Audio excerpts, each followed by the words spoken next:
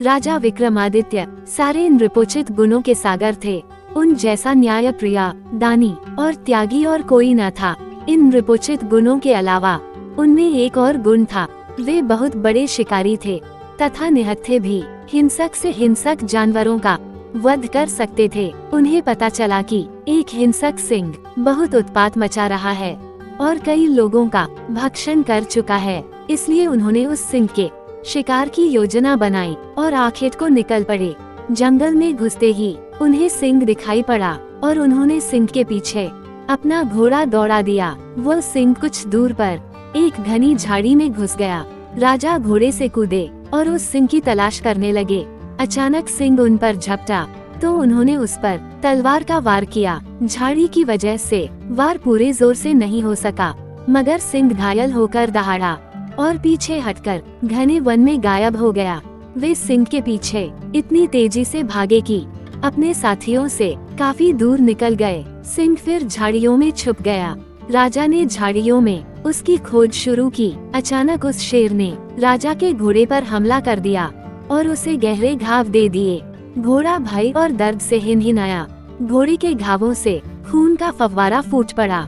राजा ने दूसरे हमले से घोड़े को तो बचा लिया, मगर उसके बहते खून ने उन्हें चिंतित कर दिया। वे सिंह से उसकी रक्षा के लिए उसे किसी सुरक्षित जगह ले जाना चाहते थे, इसलिए उसे लेकर आगे बढ़े। उन्हें उस घने वन में दिशा का बिल्कुल ज्ञान नहीं रहा। एक जगह उन्होंने एक छोटी सी नदी बहती देखी। वे घोड़े को लेकर नदी तक आए ही थे कि घोड़े ने अपना दम तोड़ दिया। उसे मरता देख राजा दुख से भर उठे।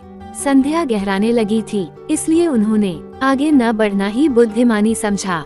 वे एक वृक्ष से टिककर अपनी थकान उतारने लगे। कुछ ही क्षणों बाद उनका ध्यान नदी की धारा में हो रहे कोलाहल की ओर गया। उन्होंने देखा दो व्यक्ति एक तैरते हुए शव को दोनों ओर से पकड़े झगड़ रहे हैं।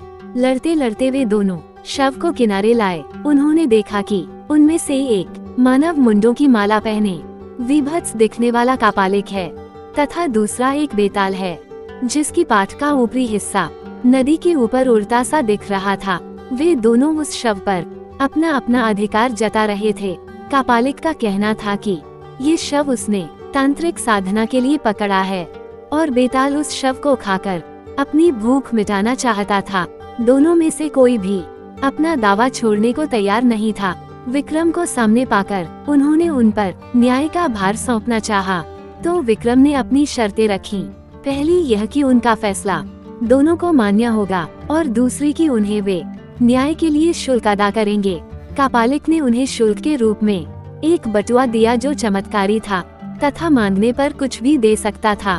बेताल ने उन्हें मोहिनी चंदन काष्ठ का टुकड़ा दिया, जिसे घिसकर लगाकर अदृश्य हुआ जा सकता था।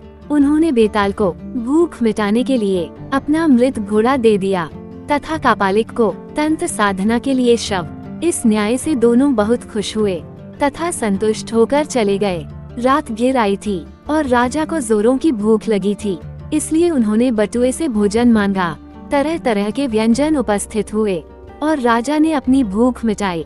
फिर उन्होंने मोहिनी काष्ठ के टुकड़े को घिसकर उसका चंदन लगा लिया और अदृश्य हो गए। अब उन्हें किसी भी हिंसक वन्य जंतु से खतरा नहीं रहा। अगली सुबह उन्होंने काली द्वारा प्रदत्त दोनों बेतालों का स्मरण किया तथा अपने राज्य की सीमा पर पहुंच गए। उन्हें महल के रास्ते में एक भिखारी मिला जो भूखा था। राजा ने तुरंत कापालिक वाला बटुआ उसे दे दिया ताकि जिंदगी भर उसे भोजन की कमी न हो।